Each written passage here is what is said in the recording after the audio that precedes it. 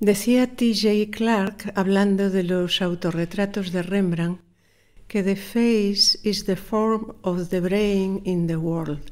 El rostro es la forma del cerebro en el mundo. Y la voz, ese encarnarse del texto en el cuerpo. Yo he escrito los poemas que voy a leer. Quien escribe el poema es el mismo, la misma, que quien lee el poema. Voy a leer para este archivo de la Fonoteca Española de Poesía, dirigida por Roberto Rodes, poemas de mis distintos libros e iré entreverándolos con algunas notas escritas al hilo de los títulos a los que pertenecen.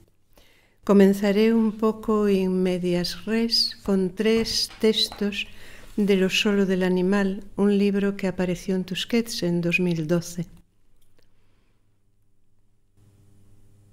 Era música puntuada, de notas punto o caja, venía del jardín y era de día, música de mucha luz.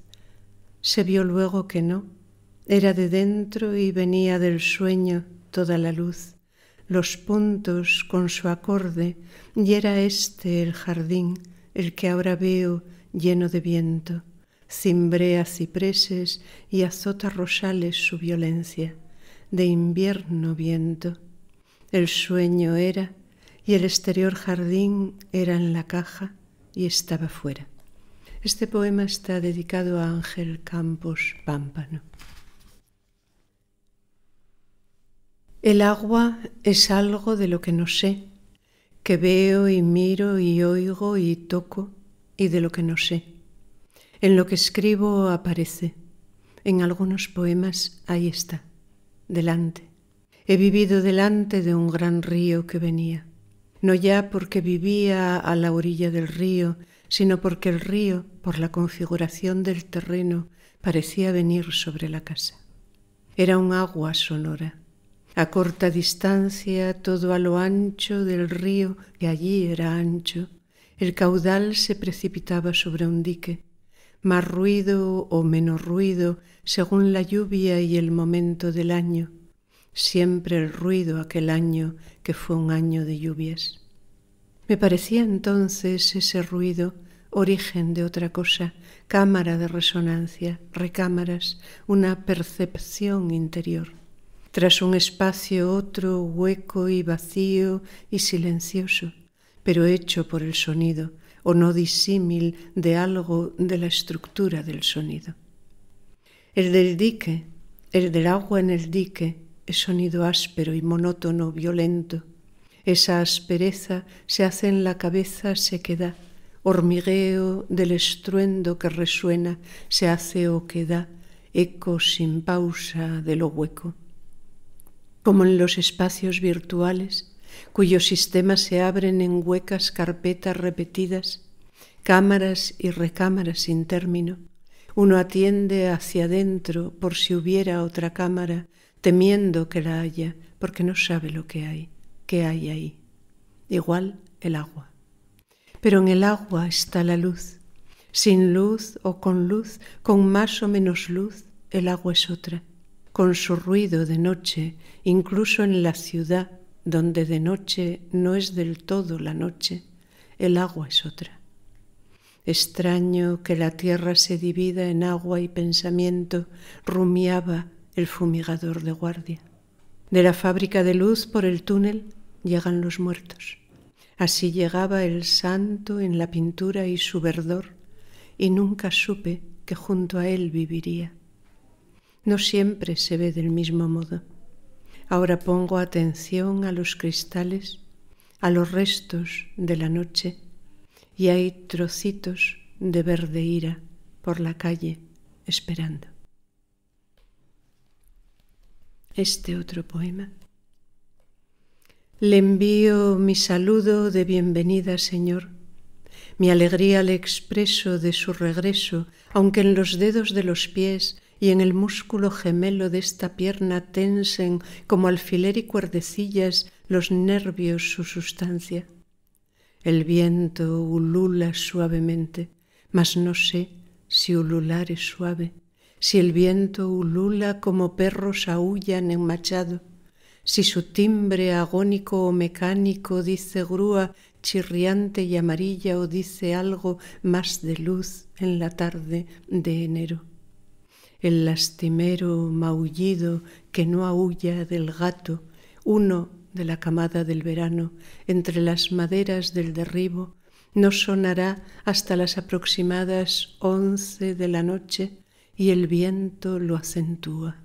El gris perla del cielo, ganado por enero a la tarde, y transparente el oído, el oído. Me interesa lo frágil, lo inestable, lo movedizo, ese dinamismo en el que sentimos que todo está continuamente cambiando, transformándose. Me parece que esto se ve en los 3 poemas que acabo de leer. El primero es un poema que partió de un sueño, que luego vi vinculado a la persona a quien se dedica, un amigo, poeta y traductor, que había fallecido hacía poco. Inestabilidad y fijeza. Creo que los 2 términos son adecuados para este texto y en cierto modo para describir el funcionamiento de la poesía. Hay, por una parte, exactitud del decir y hay fijación del texto, y por otra, cierta inestabilidad, reacciones químicas entre palabras, imágenes, cierto deslizamiento, ambigüedad y confrontación, procesos y mecanismos, todos ellos habituales en la manifestación del sentido, lo que hace que un poema, como toda obra de arte, no sea nunca un objeto acabado. Son procesos y mecanismos que se dan tanto en la elaboración del texto como paralelamente en la lectura de cada uno de los lectores. Inestabilidad y fijeza son términos que podría utilizar también para describir mi experiencia de escritora. El segundo poema está escrito en prosa y parte del sonido y la compañía del agua. También para el tercero los sonidos son clave. Cada poema viene con un comienzo, con un punto de partida, con cierto ritmo y extrañeza. Se trata de ver cómo se conjuga todo eso, cómo cuaja todo lo que en él confluye en una peculiar intensidad de la lengua. Un poema está hecho de palabras, imágenes, pensamientos, sintaxis, sonoridad, y de los enigmáticos hilos que las palabras van tejiendo con la vida. Y tal vez por eso es a la vez oscuro, el poema se construye en lo que es, y directo, capaz de establecer contacto. Voy a leer ahora algún otro poema de este mismo libro, de Lo solo del animal. Para poder vivir fue su respuesta, y percibió el ahogo. Guarda los días de guardar. Movía la yema del pulgar sobre el papel como una zarpa jugando, enronquecida respiración. La mañana, desde el coche, las montañas, los sucesivos planos entre la niebla y el sol, parecía el paisaje de un film japonés, no de Ozu, desde luego, no de Ozu. La felicidad requiere un esfuerzo. Tal vez el primer año no se consigue, ni el segundo. A veces hacen falta 5, a veces 10. Un esfuerzo en el que persistir. La vida breve. Este poema se organiza en 3 momentos. 1. La hora pastoral de los animales en hilera. Atardece vaca y ternero y vaca y vaca. Muge, no porque la oiga, sino porque la veo, la precisa línea de la testa levantando la del morro al mugir. Los campos pastorales, caballos y potrillos cerca de la ciudad. Be calm, decía en una lengua no suya, animal ser de la calma. 2. Brillo, verde amarillo sin alimento, solo humedad. No densos, no los profundos, no luz alegre del verde. Viene de abajo, lo enciende el agua, llega de fuera, casi sin humus. 3. Cabeza de gato se llamaba la canción. La cantaba ensamblando tablas de la caja. La cantaba y eran las vetas de madera notas de la canción. Cabeza de gato el tarareo, viruta dulce, ya sin letra, la madre. Y este otro poema, por último, de este libro. Fue primero una manifestación de Akhmatova, no el mito, sino el cuerpo Akhmatova, una aparición a media distancia, a media edad, en una sala de embarque del aeropuerto de Viena.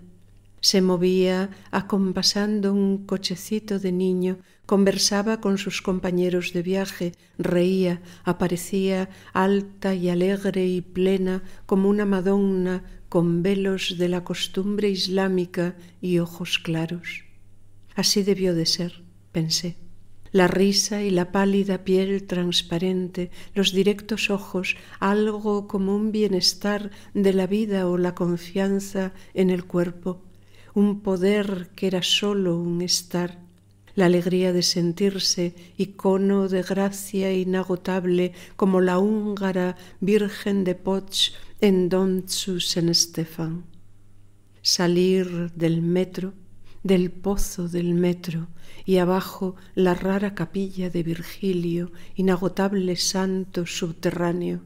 Salir del pozo al cielo, no al azul de Viena, sino au ciel du midi o de Granada, y ver arriba el pozo de luz con su punto de noche en las alturas, las agujas aéreas, formas de una alegría que miraba encarnada, eco de aquella rusa en esa centroeuropea musulmana.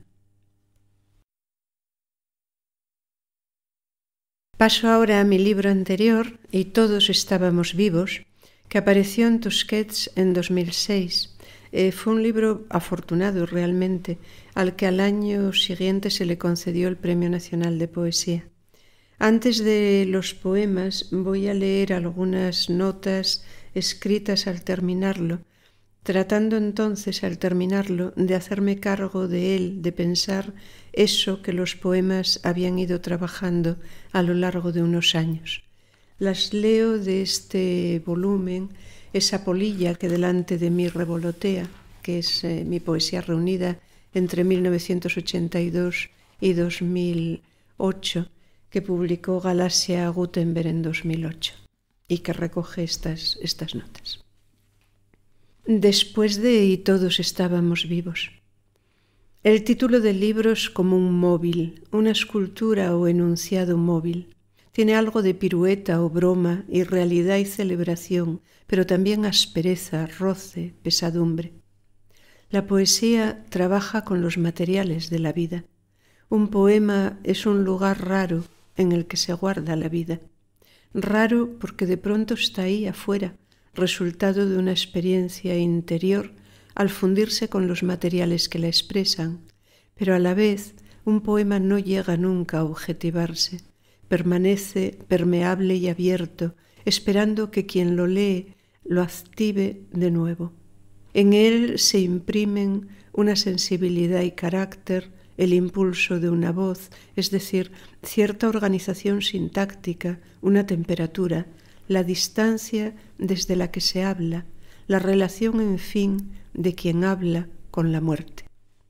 Son pequeñas piezas como asociadas al formato, lo breve, la fragmentariedad, la supresión de marcos compositivos, el efecto de no acabado, y a la vez un hilo, cada pieza enlazándose a las otras, enhebrando ecos, recurrencias, extendiéndose, socavando, ascendiendo, y algo del recorrido de un gran árbol, subterráneo, expandido, próximo a los otros subterráneos, o adelgazado, ascendente, poderoso y quieto y tembloroso.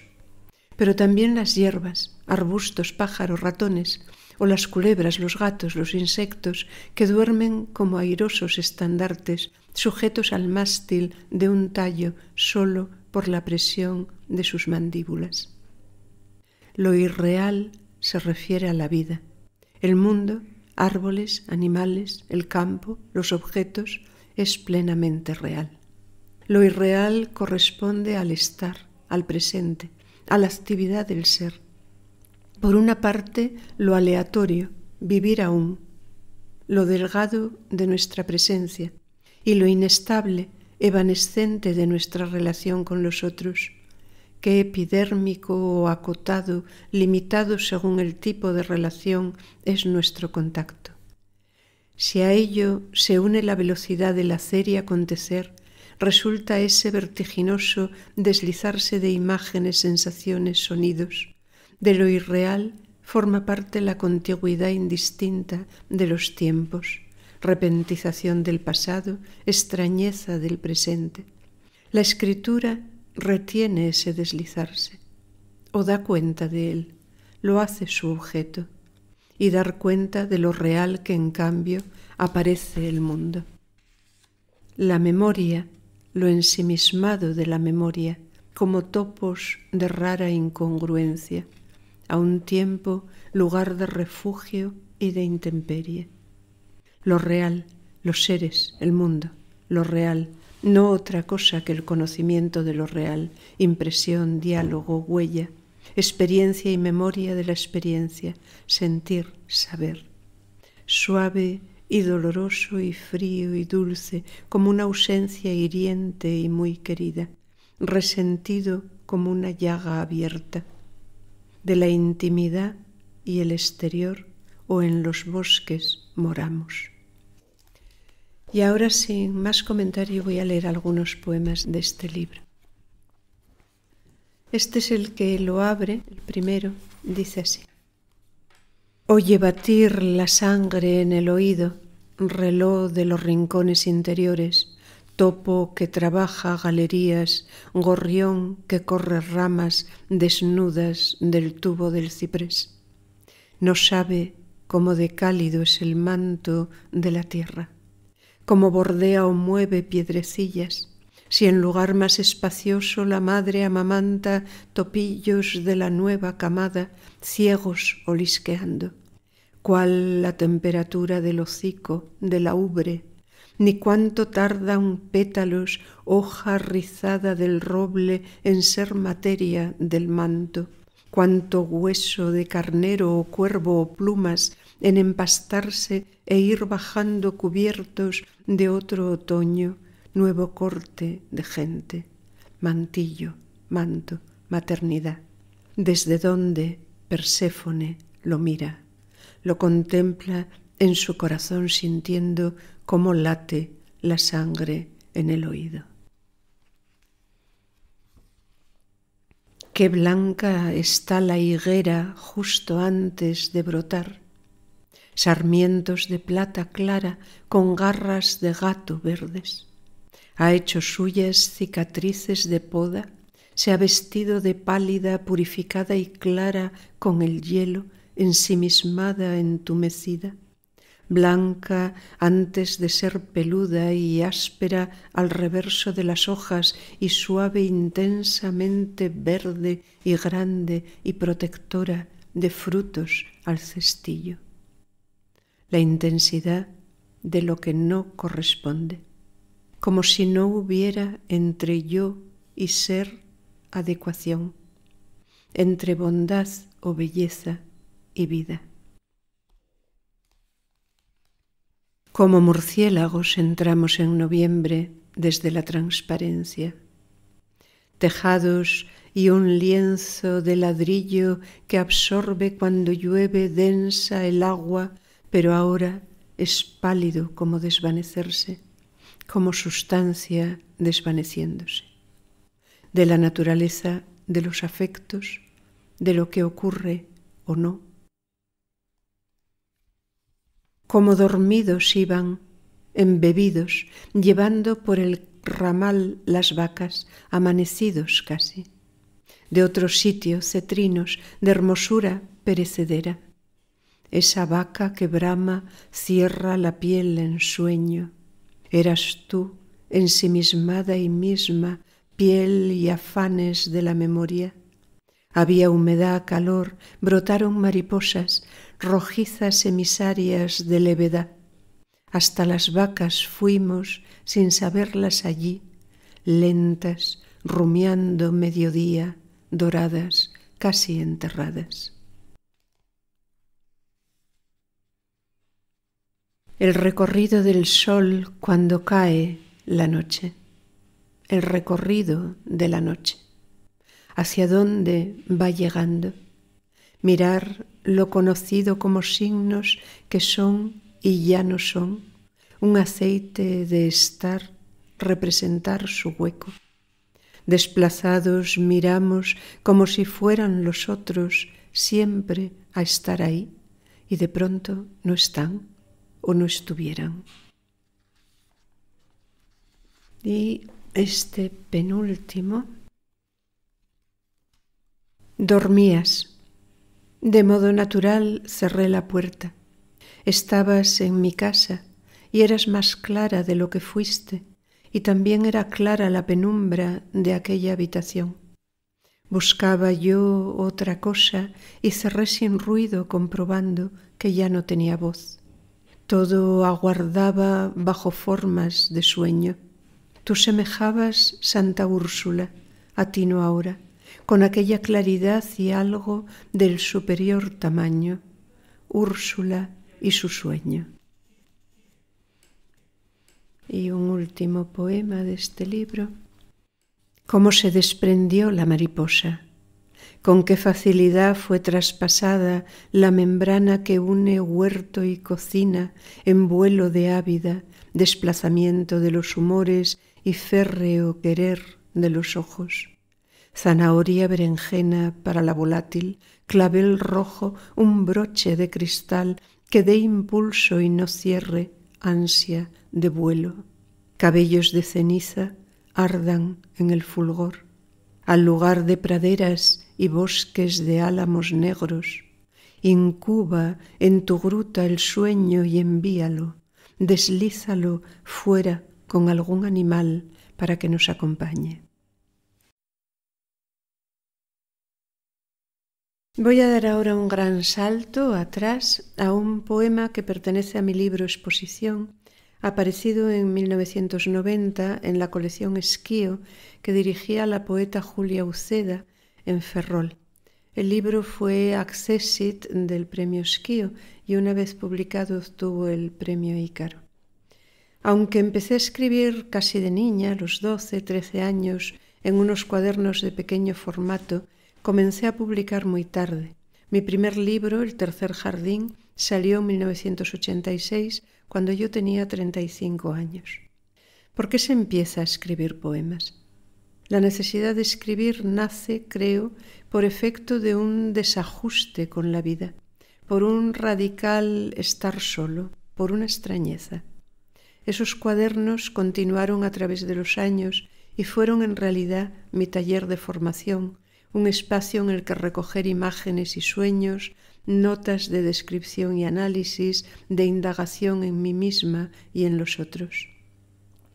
Tal vez el impulso que ha marcado mi trabajo ha sido una búsqueda de conciencia, lo que fue significando progresivamente un afán de desmontar, en la medida de lo factible, el tejido de prejuicios y necesidades psicológicas culturalmente construidas y que simplificando suelo llamar idealismo. Prejuicios y necesidades psicológicas con los que, como a todos, ideología, cultura y género, ser mujer, no hombre, en un mundo terriblemente marcado, me habrían constituido. En efecto, en esos cuadernos cabía todo. Un poema, notas de lectura, fotos, relato de los sueños, pero fueron sobre todo, desde muy pronto, un lugar para el análisis. No tanto para consignar o describir lo ocurrido a modo de recordatorio, como suelen ser a veces los diarios, sino más bien para indagar en lo que ocurría o me ocurría. Quizá esto ha sido lo más significativo en mi aprendizaje de lo que sea escribir. Porque eso de que da cuenta un poema no se conoce bien hasta que no se produce el proceso de escritura. Quizá este que voy a leer muestre esa búsqueda de conciencia a la que me refiero. La poesía para mí era y sigue siendo un espacio en el que llegar a ver de verdad. El poema se titula La caída de Ícaro, pertenece, como decía, a mi libro exposición, escrito en la segunda mitad de los años 80 y se organiza en 2 partes. Dice así: 1. Los atardeceres se suceden, hace frío y las casas de adobe en las afueras se reflejan sobre charcos quietos, tierra removida. Cézanne elevó la nature morte a una altura en que las cosas exteriormente muertas cobran vida, dice Kandinsky. Vida es emoción. Pero quedará de vosotros lo que ha quedado de los hombres que vivieron antes, previene Lucrecio. Es poco. Polvo, alguna imagen tópica y restos de edificios. El alma muere con el cuerpo. El alma es el cuerpo. O 3 fotografías quedan si alguien muere. También un gesto inexplicable, díscolo para los ojos, desafío, erizado. Cuerpo es lo otro, irreconocible, dolor, solo cuerpo. Cuerpo es no yo, no yo. Lo quieto de las cosas en el atardecer. La quietud, por ejemplo, de los edificios. El ensombrecimiento mudo y apagado. Como ojos 2 piedras azules me miran desde un anillo. Los anillos cuidadosamente extraídos al final, como aquel de azabache y plata, o este otro de un pálido rosa. Rostros y luces nítidamente se reflejan en él. En la noche corro por un campo que desciende. Corro entre arbustos y choco con algo vivo que trata de ovillarse, de encogerse. Es un niño pequeño. Le pregunto quién es y contesta que nadie. Esta respiración honda y este nudo en la pelvis que se deshace y fluye, esto soy yo y al mismo tiempo dolor en la nuca y en los ojos. Terminada la juventud, se está a merced del miedo. 2. Verde, verde, agua, marrón, todo mojado, embarrado. Es invierno. Es perceptible en el silencio y en brillos como del aire. Yo soy muy pequeña. Un cuerpo caminando, un cuerpo solo, lo enfermo en la piel, en la mirada, el asombro, la dureza absoluta en los ojos, lo impenetrable, la descompensación entre lo interno y lo externo, un cuerpo enfermo que avanza.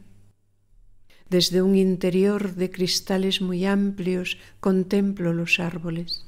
Hay un viento ligero, un movimiento silencioso de hojas y ramas, como algo desconocido y en suspenso, más allá, como una luz sesgada y quieta, lo verde que hiere o acaricia, brisa verde. Y si yo hubiera muerto, eso sería también así. Mi libro siguiente, Ella, los pájaros, apareció en 1994, editado por la Diputación de Soria, al haber obtenido el premio Leonor. Esa fue la última vez que presenté un libro mío a un premio, ya que desde entonces tuve la fortuna de tener dónde publicar. Primero en la memorable Ave del Paraíso, una colección que dirigía el poeta José Miguel Ullán, y después en Tusquets y en Galaxia Gutenberg. A diferencia de Exposición o de otros libros posteriores, Ella, los pájaros tiene una estructura unitaria que se articula en torno a los 2 elementos yuxtapuestos en el título. El pronombre, ella, que como cualquier pronombre es una caja vacía que va acogiendo distintos personajes femeninos y en especial el de una anciana en el final de su vida. Y por otra parte los pájaros, pájaros reales, tan cotidianos en nuestra vida, incluso en las ciudades, colirrojos, palomas, mirlos, urracas, gorriones, cuervos, collalbas, lavanderas, tordos, tan comunes y no obstante tan raros si nos paramos a mirarlos, tan próximos y tan extraños. Quizá la escritura funciona siempre así, mirando hacia afuera, hablar desde dentro. Son poemas en general muy breves y leo algunos de este libro, Ella, los pájaros. Cuando voy a trabajar es de noche, después amanece poco a poco, hace mucho frío aún. A menudo en el cine me parece oír lluvia azotando el tejado, como si no hubiese lugar donde guarecerse. Hoy alguien en un sueño dijo: «Ten, en esta garrafa hay agua limpia, por si toma moho la del corazón». Verde. Las hojas de geranio en la luz gris de la tormenta tiemblan, tensión de nervadura verde oscuro. Te mirabas las manos, nervadura de venas. Si los dedos fueran deliciosos, decías. Al caminar apoyaba mi sien contra la tuya y en la noche escuchaba el ruiseñor y el graznido del pavo. Indiferencia de todo, oscuridad. Me llamabas con voz muy baja. Solo un día reíste.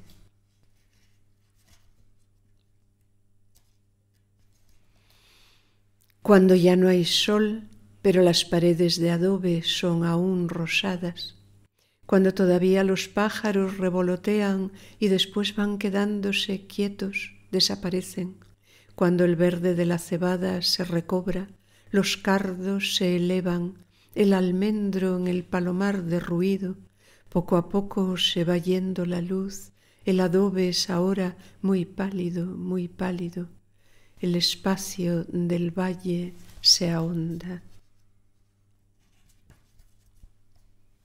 Conozco una pareja de cuervos. Sé que tienen un tiempo semejante al de los hombres para vivir. Podría visitarlos, pasear juntos hasta los sauces de la orilla. Hoy he hablado con alguien por quien sentí afecto. Le encontré satisfecho y próspero. Su enemigo murió. La muerte siempre es de frío. Y por último, de este libro, las flores de algunos árboles recién brotadas son como caracoles verdes, árboles invadidos de infinitos gusanos, levedad de materia. Me da miedo la luz, lo quieto de la luz, el hueso de tu sien contra la mía.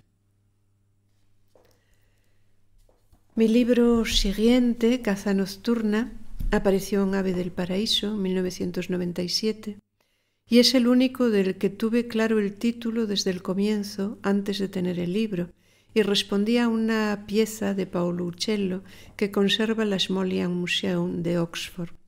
El libro se organiza en 3 partes, cada una asociada al nombre de un pintor: Tizón, a Casimir Malevich; Caza nocturna, a Paolo Uccello; y Pastoral, a Arshile Gorky.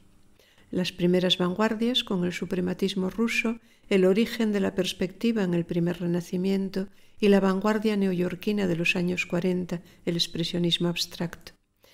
Pese a esas referencias, no son poemas ekfrásticos. En ellos está presente tanto la reflexión como la enunciación sentenciosa como la exaltación lírica. Buscaba, creo, un pensar sensorial, una temperatura de la palabra que diera cabida a la desesperanza y a la lucidez, pero también a la admiración y al asombro, a la gratitud hacia lo real y a la extrañeza. Algunos poemas de este libro de Caza nocturna. Este lleva entre paréntesis al final 2 nombres que están en su origen: Antonio Gamoneda y Jerónimo Salvador, y el poema dice así: Nadaba por el agua transparente en lo hondo, y pescaba gozoso con un pequeño arpón peces brillantes, amigos moteados. Aquella agua tan densa, nadar como un gran pez. Vosotros, dijo, me esperabais en casa. Pensé entonces en Clee, en la dorada. Ahora leo, está roto y tus sueños se cuelan en tu vida. Esa sensación de realidad es muy fuerte. Estas pastillas te ayudarán. Dorado pez, dorada de los abismos, destellos en lo hondo. Un sueño subterráneo nos recorre, nos reúne, nacemos y morimos, mas se repite el sueño y queda el pez, su densidad, la transparencia.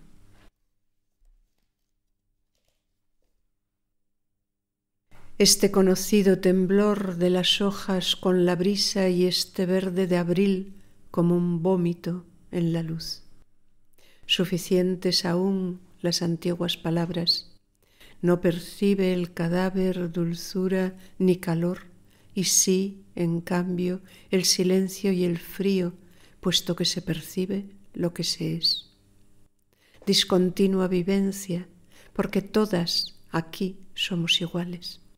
Como mirlos y mirlos esbeltos en el canto y en el negro intercambian sonidos. Acepta la vida, el acorchamiento de la vida. Desecha la vieja ibris. Nada pierde quien muere, nada gana tampoco. Es nítido el sonido tras la lluvia. Se percibe ahora el tren con violencia veloz, el obsesivo zureo de palomas.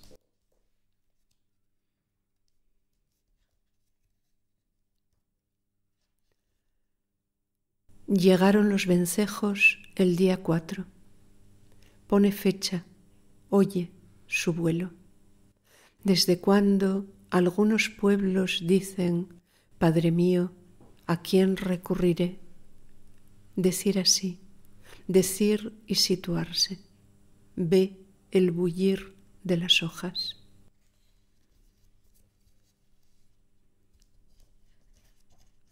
La voz, la de esta niña que canta sola ahí, la del muchacho que por la noche da gritos y repite obsesivo hijo de puta, las voces de los niños que juegan.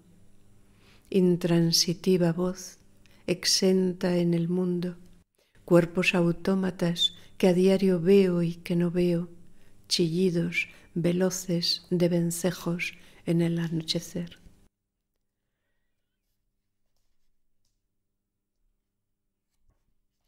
Escribir el miedo es escribir, despacio, con letra pequeña y líneas separadas, describir lo próximo, los humores, la próxima inocencia de lo vivo, las familiares dependencias carnosas, la piel sonrosada, sanguínea, las venas, venillas, capilares. Y un último poema de este libro. Un muchacho habla del cáncer de su madre. 2 meses. La proliferación monstruosa de las células. Cuando el médico lo dijo, me caí. Me mira con fijeza. Observo los círculos oscuros debajo de sus ojos. Oh Virgen del bello país, de lagos y castillos en miniatura, de montañas nevadas y hierba intensamente verde, quisiera saber cuánto tiempo. Es por esta irrealidad, esa polilla que delante de mí revolotea, el delantal bordado de aquella foto en Van 1912, el ahogo en los sueños. En caso de ahogo, busque el desierto. Solo limpieza y huesos, luz arenosa, hálito, no hálito. Y esto que voy a leer ahora es un texto escrito después de Caza Nocturna, después de este libro. Y dice así. Alguien dijo que el misterio de un libro no está en su final, sino en su principio. Cada uno de mis libros deja atrás una época, un modo de estar, y después de cada uno viene un vacío, una incapacidad de sentir emoción. Como si de una enfermedad se tratase, todo se vuelve irreal. Mi vida, la manera en que según observo se relacionan las personas, la falta de sentido en casi todo lo que oímos, pura palabrería sin soporte, sin raíz, telarañas de las que parece imposible desprenderse. Todo resulta entonces aleatorio, ya no sólo por la intrínseca movilidad o gratuidad de las cosas, por el azaroso vaivén de la vida, sino por esta confusión de las lenguas, por el progresivo vaciamiento de las palabras. Esa desesperanza, ese volverse todo ajeno cuando no claramente detestable o peligroso, lo atempera la escritura. Un poema, lo sabemos como lectores, es el lugar donde las palabras alcanzan a las cosas.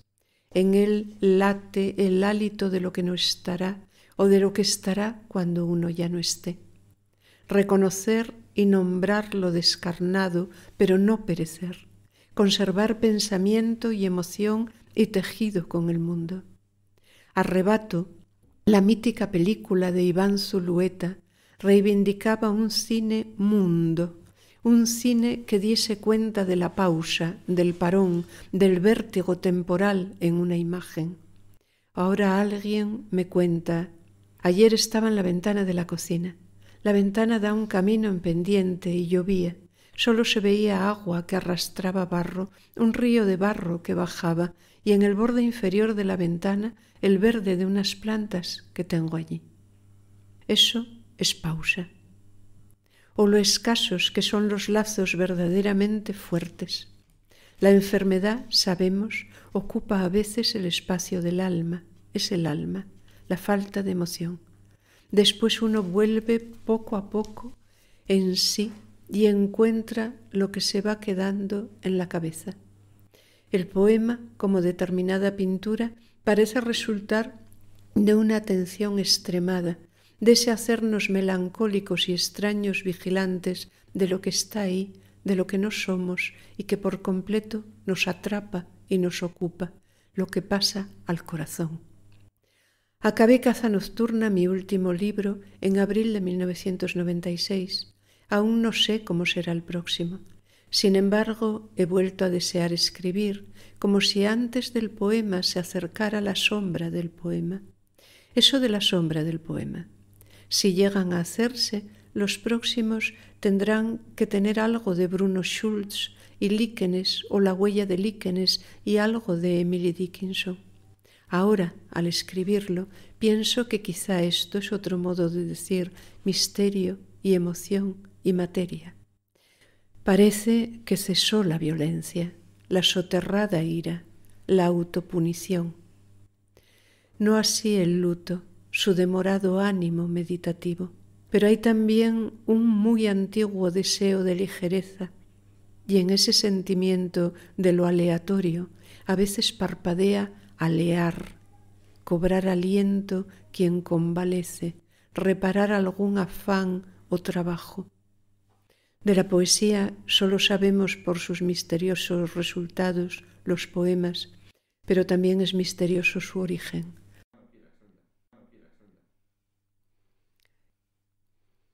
Como ven, ese texto prepara de algún modo el que será mi siguiente libro, Del ojo al hueso, que publicó también Ave del Paraíso en 2001.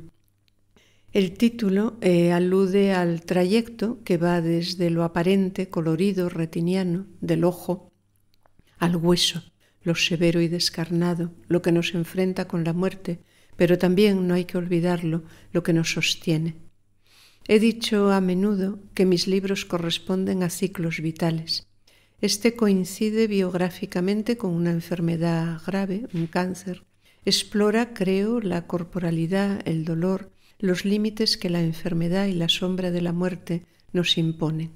Y al mismo tiempo, como si fuese la otra cara natural de todo ello, fue apareciendo una reflexión sobre el lenguaje, sobre los mecanismos y procesos del habla y también sobre su pérdida y descomposición. Esos serían los materiales del libro, que se organizó en 4 movimientos. Si un cuervo trajera es uno, del libro de los líquenes o el decir, el segundo, de marfil ve sus propios dedos, el tercero, y locus oculus solus, que en realidad es un poema extenso que fue lo primero que escribí y que acompañó al catálogo de Anselm Kiefer en la exposición que le dedicó el Palacio de Velázquez en 1998. Voy a leer algunos poemas de este libro de Del ojo al hueso. Sube el ruido de quienes asisten a la boda, mientras la brisa mueve ramas y hojas frente a los sillares. Si en vez de verlo y ver el sol dorando bajo las piedras y las hojas viera solo una foto, sillares, pináculos y un trocito de árbol todo bajo la luz, me perdería, además de la brisa, la móvil levedad de las hojas, los vencejos chillando, las voces que me excluyen, la sombra que casi imperceptible se desplaza, la vida, como suena su fugitivo ojo.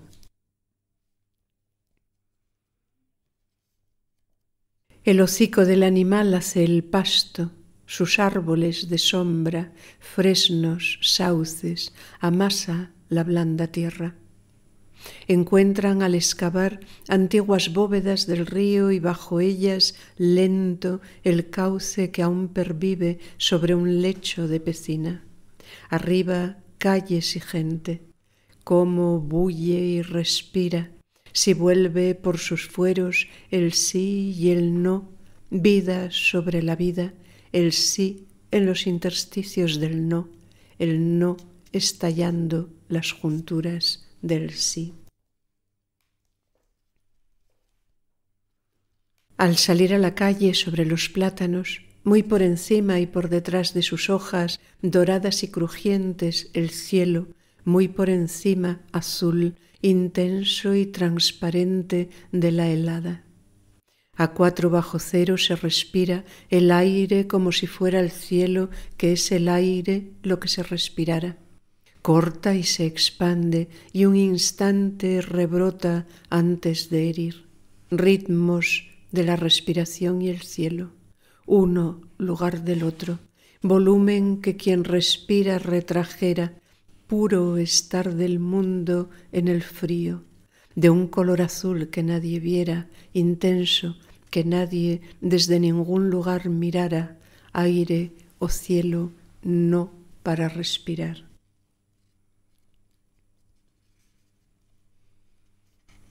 Un libro que leyó y releyó aparece en sus manos como en manos ajenas.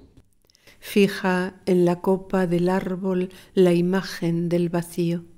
Respira sosegada, alza ramas y hojas con ritmo de pulmón, descienden, dice algunas palabras repetidas, consuelo busca, sabe que animales temidos hallan a quien los acecha. Y por último de este libro, este poema que está dedicado a Ricardo Sánchez Ortiz de Urbina. Un colirrojo, el primero aquí arriba, emite su canto con extraña pureza. ¿Dónde va el cuerpo cuando baja y baja? Me pregunto con la aguja en la vena, mientras ella pregunta, ¿todo va bien? Un sujeto pasivo, se dice. El sujeto paciente que siente adelgazarse su hilo y baja y baja. En el alba lo escucho, en la raya primera del amanecer. ¿Hay partes formales en el mundo o todo somos tan solo partes materiales? La pureza del trino, la reiterada ansiedad de su armonía es diferente del chillido estridente de vencejos que enseguida comienza.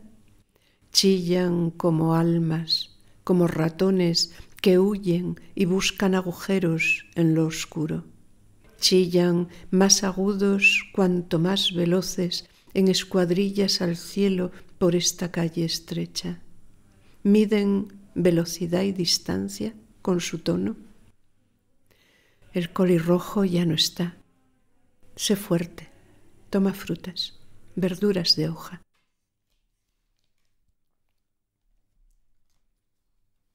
Y voy a dar un gran salto de nuevo, ahora hacia el presente. A finales de 2020 se publicaron 2 libros míos. El anterior era de 2012. Dentro del animal La Voz, que es una antología que va de 1982 a 2012, que apareció en Cátedra Letras Hispánicas con un estudio muy profundo de Vicente Luis Mora y Miguel Ángel Lama. Ese libro tenía que haber salido en 2018, pero por circunstancias personales y de trabajo pedí que lo retrasara. Y este otro, Confía en la gracia, de nuevo en Tusquets. Voy a centrarme para ir cerrando esta lectura en Confía en la gracia, el libro nuevo.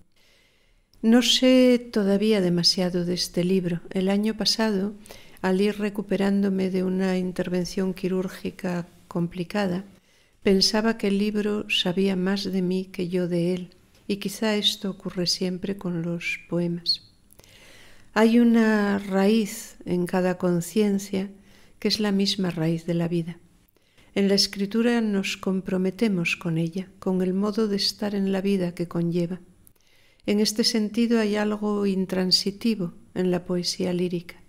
La incertidumbre, ese ser solos, el lugar desde el que se escribe. El libro lleva una cita inicial de Birger Selling, en la traducción de Carmen Gaugar, que dice: un solitario compensa importantes experiencias de la pobre humanidad hablando perpetuamente casi siempre en el solitario interior. En este aspecto, y en rara o ambigua contraposición al título del que se toma la cita, que es un libro que se titula Quiero dejar de ser un dentro de mí, Confía en la gracia sería más bien un elogio de lo intransitivo. Decía antes que un poema es un lugar raro donde se guarda la vida. Y lo creo así porque la vida, si merece la pena de ser vivida, acaba siendo un trabajo que uno hace sobre sí mismo. Escribir poesía es una de las formas que adquiere ese trabajo de uno sobre sí mismo, que de algún modo entra en el poema y que, más que con el yo, tiene que ver con la vida. La vida es lo inmediato y lo muy difícil de aprehender, no es lo dado. Solo por algún tipo de intensificación de la percepción llega la vida al poema. Y esa intensificación, naturalmente, se refiere también a la lengua. La vida pasa al poema en la lengua, que toma para hablar, por así decir, la forma, sonoridades, conexiones y desconexiones, sintaxis de la vida. Siempre he sentido que el arte nace de una carencia que no puede ser reparada. Nace de la enfermedad y la muerte, de la irrealidad de la vida contemplada desde ahí, pero también y al mismo tiempo de la hermosura y la presencia del mundo. A mi modo de ver, el momento de verdad de una obra tiene relación con su grado de contacto con esa raíz que yo llamo desdicha. No es una cuestión de contenidos, es algo que se manifiesta en la radicalidad de un trabajo que es lingüístico y que tiene un correlato en el orden de lo afectivo. Voy a leer algunos poemas de este libro y con esto cerramos. Vuelve en sí a los humores y olores que no siente. Se amputan los sentidos como se arrancan fresas chiquitas, silvestres, olorosas, debajo de la mata. Amputar no mata. Piensa en los eufemismos y en la administración. Una experiencia intensa, una gradación del daño. La cifra de los años nada le dice. El poema es en sí mismo soledad, tiene contacto con lo vivo, las cosas que mira fijamente reverberan. Llegué a ser para mí la región del hambre. Las superficies anchas suavizan el peso. Habla de asas, de sostener. O la piel ariada del duelo. Habla de asas, de desaparecer. Las cuentas de la vida en papelitos pequeños. He conocido bien a Louise Bourgeois. No hablé con ella, nunca la vi de cerca. Pero habría podido ser mi madre, o mejor, habría podido ser como yo, hija de mi madre, aunque casi de su misma edad. L.B. era una madre yo misma, era por el carácter. Y como si hubiera vivido siempre con ella, siempre de vieja, como si conociera su casa como para soñar con ella, y sus obras no fueran obras suyas, sino trocitos, retazos de conversación. Ella habría podido escribir mis poemas, también mi madre, porque la vida fue la misma para las tres. No sé si el mismo olor, pero la ropa sería la misma y algunos alfileres que habría que clavar, una violencia y no dormir, la locura cristalina, hacerse añicos y la plegaria. Cejas blancas e hirsutas, negra cinta de terciopelo en torno al cuello. No vi fotos de L.B. con esa cinta, pero todo es transitivo y equivalente si de las vidas la evidencia lo dice. Dos silenciosos monjes rumiando la desdicha, la palidez y lo negro, la finísima piel de quien vive en habitaciones interiores, dedicado a la rumia y la plegaria, en actividad constante, casi frenética. No fueron como el anciano que sopesa los pequeños movimientos antes de hacerlos. Yo lo seré. Entregarse a la positiva medida de lo factible y confiar en la gracia, en lo benigno. OV y LB son mis siglas, emblema de cristal y no me rompo. He pedido un deseo y sola voy con hechiceras. Y voy a leer por último, dos. No puede escribir la percepción del verde agudo de la cebada por tierras palentinas un 18 de abril con sol y cielos lechosos. ¿Por qué había de decirse? ¿Por qué los fragmentos y los sueltos de conversaciones que escucha se refieren al pasado, hablan de gentes que quien habla conoció? Mencionan lugares, momentos. Momentos quiere decir instantes de la vida. O alguien cuenta, siempre lo he hecho, mi trabajo fue servir mesas. Se trata de un poeta, escribió pocos libros, no ganó premios. Su pelo es lacio, duro y abundante, gris sobre los ojos negros, duros y dulces como canicas. La lírica habla de instantes, trae cosas, hace. Deja quizá fuera sentimientos, trabaja percepciones, puede y no puede. Su materia es el tiempo que no hay, lo que está y se mueve como un tren rápido, un avión. Dice cerro, greda, verde, árboles florecidos. Dice cementerio, madre, padre. La lírica es de lo que no hay.